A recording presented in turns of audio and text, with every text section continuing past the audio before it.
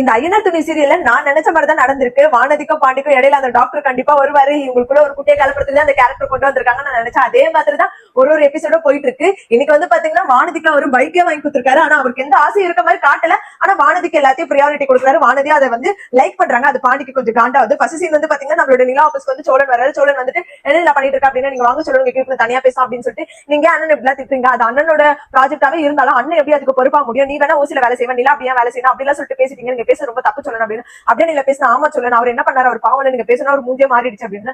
சரி இல்ல நான் அப்ப அண்ணன் மன்னிப்பு கேட்கிறேன் அப்படின்னு சொல்லிட்டு அவர் நினைச்சு பார்க்கறது. அப்பதான் அவருக்கு ரியலைஸ் ஆகுது, ஆமா நம்ம தப்பு பண்ணிட்டா அப்படின்ட்டு. சரி அண்ணன் போய் மன்னிப்பு கேட்கணும் அப்படின்னு சொல்லிட்டு நினைக்கிறாரு. அடுத்த சீன் வந்து பாத்தீங்கன்னா அந்த டாக்டர் கட்டுறாங்க. அவர் வந்து வானதி கிட்ட வந்து வானதி கொஞ்சம் வெளியே வாங்க அப்படின்னு சொல்லிட்டு கூப்பிடுறாரு. என்ன ஆச்சு டாக்டர் அப்படின்ட்டு அவங்க கேட்கறாங்க. இது போல வாங்க அப்படின்ட்டு. என்ன டாக்டர் கார் வாங்கிட்டு ஏன் பைக்ல வந்திருக்கீங்க அப்படின்னு. இந்த பைக் உங்களுக்கு தான், நீங்க தான் பைக் வாங்கணும்னு சொன்னீங்கன்னு சொல்லிட்டு அந்த பைக் அவர்கிட்ட கொடுக்குறாரு.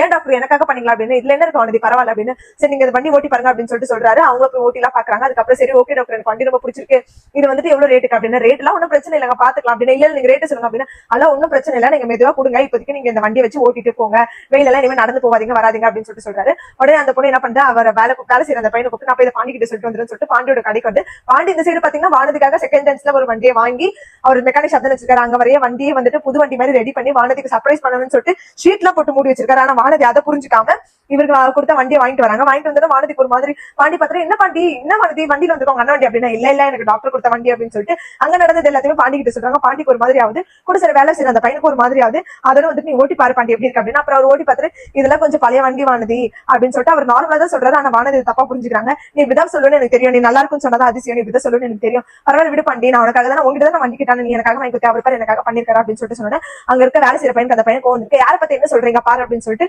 மூடி வச்சிருக்க வண்டியை திறந்து காட்டுறாரு. வானதி அப்படியே ஷாக் ஆகுறாங்க. அதோட இந்த எபிசோட முடிச்சிட்டாங்க. வெயிட் பண்ணி பார்ப்போம் இவங்களுக்குள்ள எப்படி கிளாஷ் ஆகுது, எப்படி அந்த டாக்டர் வந்து இவங்களுக்குள்ள வராரு அப்படின்றது நமக்கு வெயிட் பண்ணி பார்த்தது தெரியும். இந்த மாதிரி போற கண்டிப்பா நம்ம சேனல் மறக்காம சப்ஸ்கிரைப் பண்ணிக்கோங்க.